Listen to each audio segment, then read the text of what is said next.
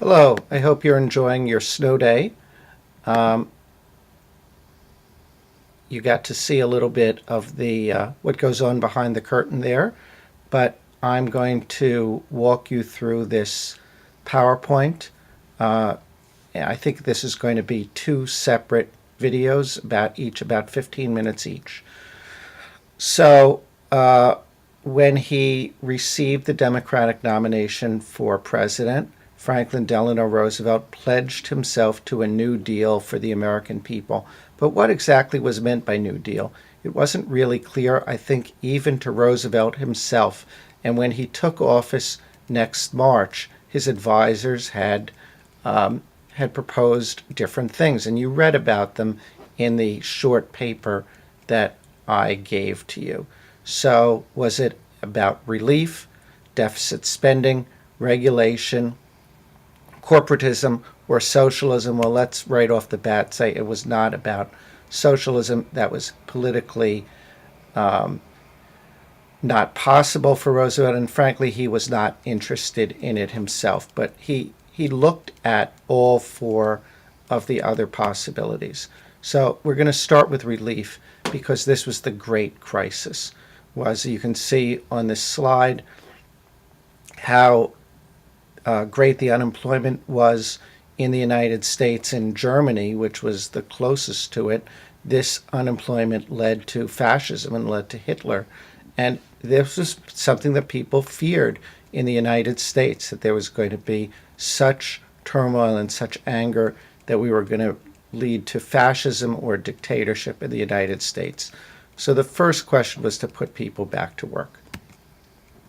So here's one of the most, let's call it sexy policies. The Civilian Conservation Corps took inner city youth and sent them out to the countryside. This didn't employ that many people, but it was like good public relations. And throughout, I'm going to show you how the New Deal affected New York.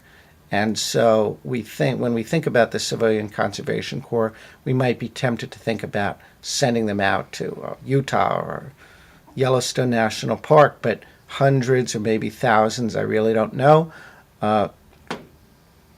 People from the Civilian Conservation Corps went upstate New York into the Adirondack Park, built the Adirondack Trail, built the Taconic State Parkway.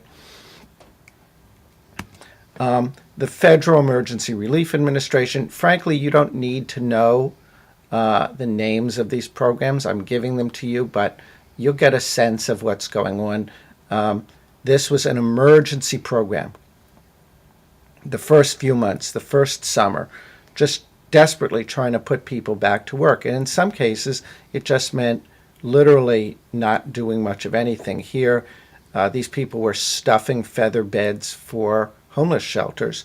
But in New York, where they had what are called shovel-ready plans ready to go, for example, they built the Central Park Zoo with Federal Emergency Relief Administration money.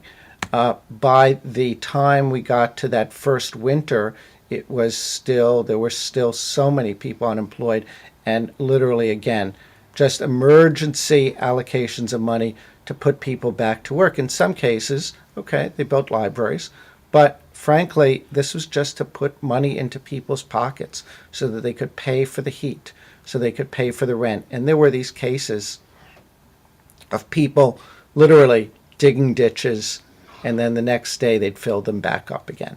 So obviously this wasn't a good thing. They tried to move toward projects which were real projects, and by the next year, the Works Progress Administration was doing that. And so here we see work that was done in Central Park. They built the Conservatory Garden, which is over there on about 106th Street and 5th Avenue. Lots of bridal pictures are made there, and the Harlem Mirror and Boathouse, which is along 110th Street.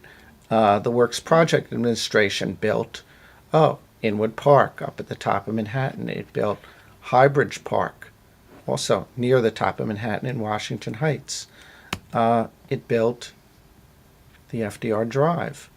it built the Harlem River Drive. And here we see the bridge going over from Manhattan into the Bronx on the Harlem River Drive. Or, sorry, the Henry Hudson Parkway. Excuse me. It also built the Harlem River Drive. The Works Projects Administration also put people to work that didn't do construction, that were artists, that were directors, that were writers. And so, for example, they had them creating posters to celebrate prosperity, right? But also to encourage, for example, medical checkups. The Works Project Administration sent artists out to paint murals on, in this case, on a post office wall, or this was from a school in Buffalo, a technical school in Buffalo, glorifying the work that those students were going to be doing. The Works Project Administration built the Triborough Bridge. So this was a changeover from just straight relief to building infrastructure. And this was going to become even more true, as we'll see in the next slides.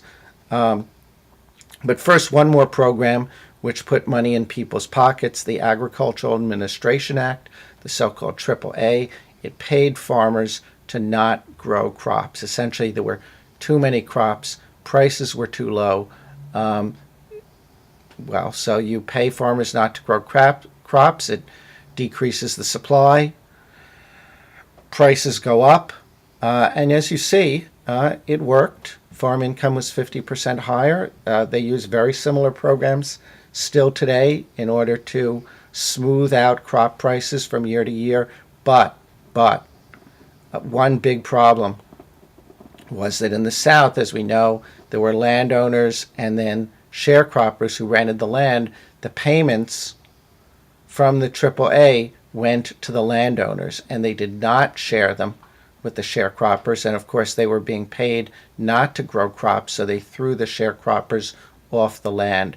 This was a big issue. The Communist Party went down into the South and tried to organize sharecroppers and farm laborers to fight this. They tried to organize white and black sharecroppers together. It was unsuccessful because they faced terror. Of course, the Klan was revitalized at this point, and unfortunately, very unfortunately, the federal government knew what was going on and turned its back on the farmers' union. This was a question of politics, which we will get to in the next video. Okay, so I said infrastructure, and here's the Tennessee Valley Authority. This was a poor area, what's called Appalachia, all up and down the southern Appalachian Mountains. Literally, this was areas without electricity still in the 1930s. And what the Tennessee Valley Authority did was they built dams all up and down the Tennessee River. Here it is. And they electrified this region. So you went from, here's the dams producing electricity, and so you went from, pumping your water to having running water. You can see here the poles are in, the electric poles are in, but they didn't have electricity yet, obviously.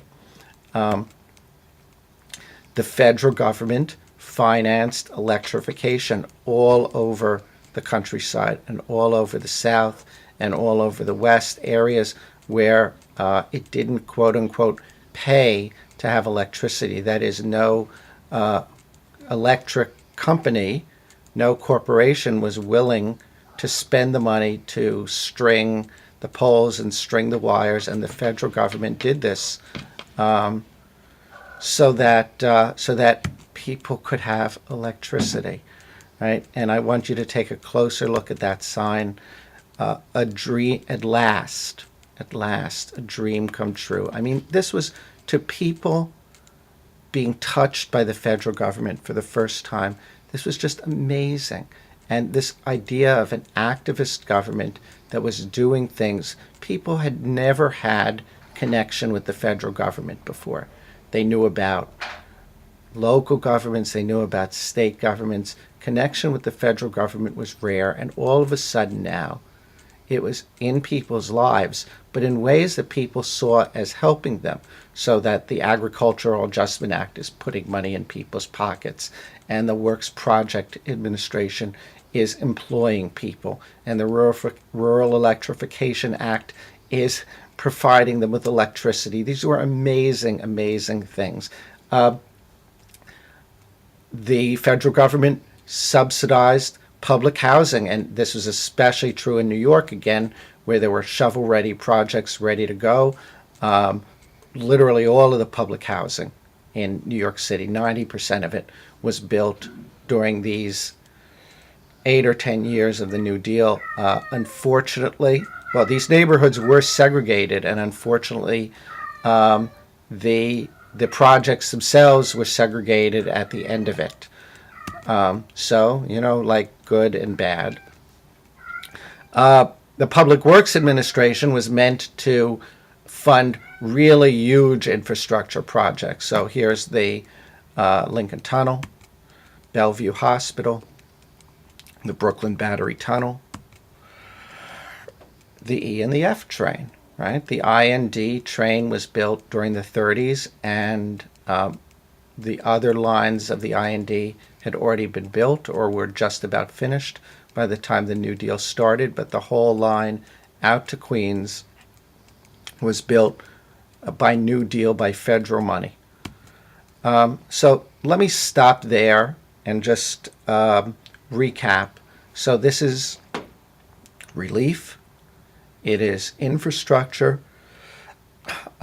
You can see that it touched a lot of people. It created a lot of the infrastructure that we still live with today. But did it stop the Depression? No. And we will get to that on the next video. So let's stop this.